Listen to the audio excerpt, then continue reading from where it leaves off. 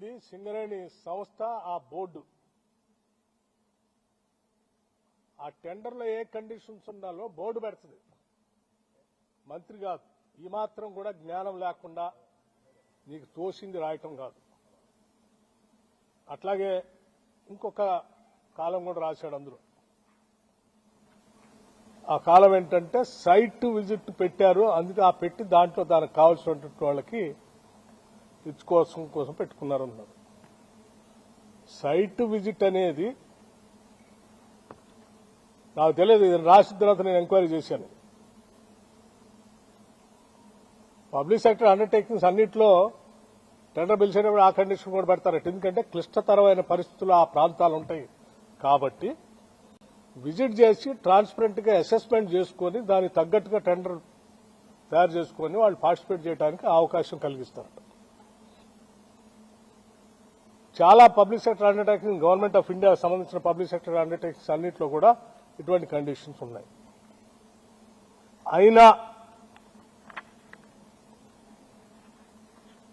ఒక benefit of doubt ని, ఒక కట్టు కథని, ఒక పెట్ట కథని అల్లి తెలంగాణ ప్రజల్ని మభ్యపెట్టడం కోసం తను ఒక కథనం రాశాడు. కాబట్టి మేము నిజాయితీగా ఉంటామే కాదు, ఉన్నట్టుగా కూడా జనానికి కనపడాలి. ఆ ట్రాన్స్పరెన్సీ కూడా ఉండాలి. That is what I believe. నేను అది చదివిన తర్వాత నేను అందుకే మొత్తం ఆ కండిషన్స్ చదివి I seriously examine the entire thing.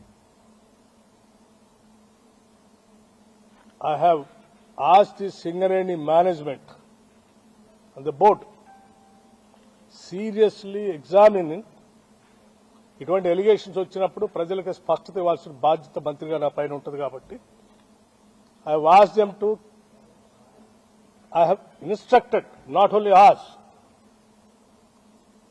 to cancel the tender and go for a fresh tender with all the government of India public sector undertakings లో ఏ కండిషన్స్ ఉంటాయో అటువంటి కండిషన్స్ అన్ని ఎగ్జామిన్ చేసి మళ్లీ పిలవండి. Don't go by this same.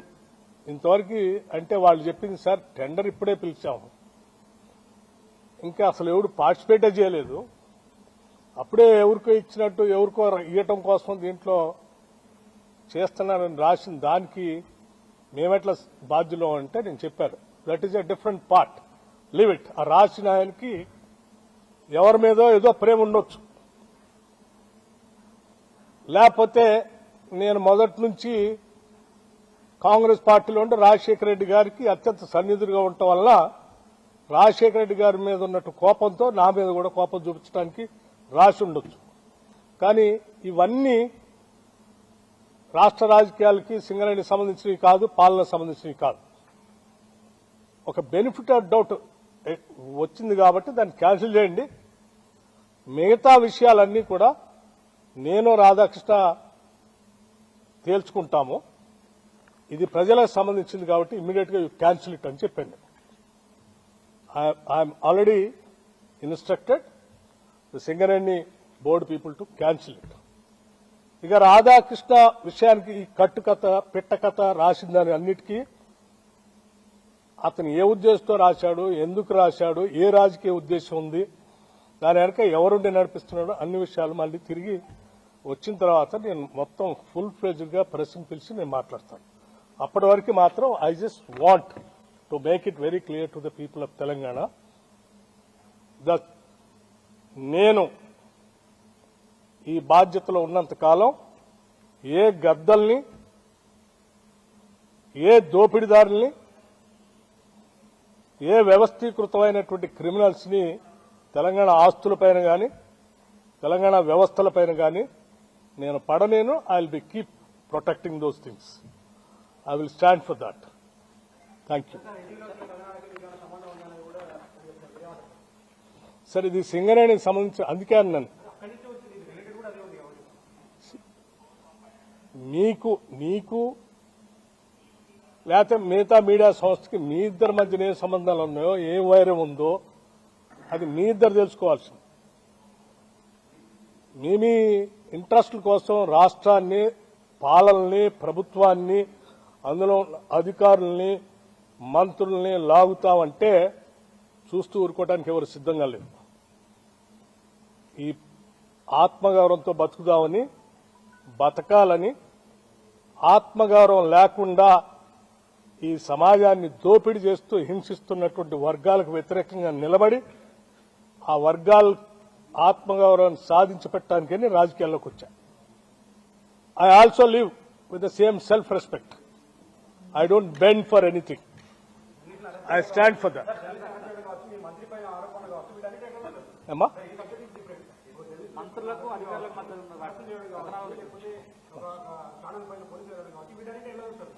Chala దురదృష్టం. That's what I'm saying.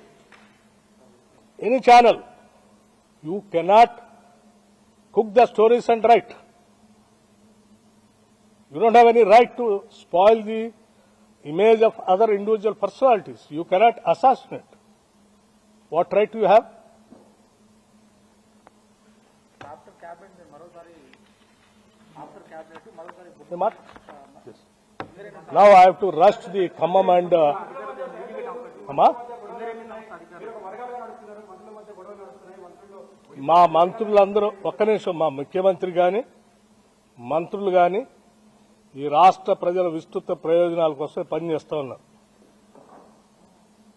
నీ అవసరాల కోసం వీళ్ళ మధ్యలో ఏదో కట్టుకథలు సృష్టించి విభేదాలు సృష్టించడం కోసం నువ్వు ప్రయత్నం చేస్తే నువ్వే విజయం సాధించలేవు. నీ చిల్లర కథనాలకి భయపడేవాళ్ళు ఎవరు లేరు. ఐ టెల్ యూ, చెప్తారు అది కూడా. అమ్మా ఎవరన్నది అది? పేరు చెప్పండి. ఎవరు అన్నది? ఎవరు రాసింది? ఎస్. మరి ఆయన ఏడ కూర్చొని విన్నాడో, ఏడ చూసి రాశాడో నాకు తెలియదు. అది కూడా అడుగుతాను. Question of my self respect. నేనేం గాలికి రాలేదాకా 40 సంవత్సరాలు సభలో సభ బయట పోరాటం చేస్తూ ఈ సమాజం కోసం అడ్డంగా నిలబడి పోరాటం చేస్తుంటుంటాడు. నీచ నికృష్టపు దిగజారిపోయి రాజకీయాల కోసం ఇటువంటి కట్టుకథనాలను సృష్టించడమో లేకపోతే వాటిని స్ప్రెడ్ చేయటం చేసే అంత వీక్ క్యారెక్టర్ కాదు బట్టి విక్రమార్క. వచ్చిన మాట ఆస్తుల్ని, ఈ ఆత్మని కాపాడి భవిష్యత్ తరాలకు అందించడమే నా ముందున్నటువంటి ఏకైక లక్ష్యం. రాధాకృష్ణ గారి లాగా నేను ఏది పడితే అది మాట్లాడటమో ఏది పడితే అది రాయటమో నేను చేయను. ఎందుకంటే నాకు కొన్ని బాధ్యత, ఒక విధానం కూడా ఉంది. ఎందుకంటే నేను రాజకీయాల్లోకి వచ్చిందే ఒక లక్ష్యం కోసం వచ్చాను. ఆస్తులు సృష్టించుకోవటం కోసం, వ్యాపార సామ్రాజ్యాలు విస్తరించుకోవటం కోసం, లేకపోతే అధికారాన్ని హోదాగా అనుభవించడం కోసం నేను రాలేదు. నేను ప్రత్యేక లక్ష్యం కోసమే రాజకీయాల్లోకి వచ్చాను. నా లక్ష్యం ఇక్కడ ఉన్నటువంటి ఆస్తుల్ని, వనరుల్ని, వ్యవస్థల్ని అన్నిటినీ కూడా సమాజంలో అన్ని వర్గాలకి సమానంగా పంచడం కోసమే నేను రాజకీయాల్లోకి వచ్చాను. దారి దోపిడిగారులు లేకపోతే గద్దల్ లాంటి వాళ్ళు సమాజం మీద పడి పీక తింటా ఉంటే వాళ్ళని రక్షించడం కోసం, వాళ్ళ తరఫున మాట్లాడటం కోసం రాజకీయాల్లోకి వచ్చాను. అటువంటి నాకు నా జీవితం చాలా ట్రాన్స్పరెంట్ గా ఉంటుంది.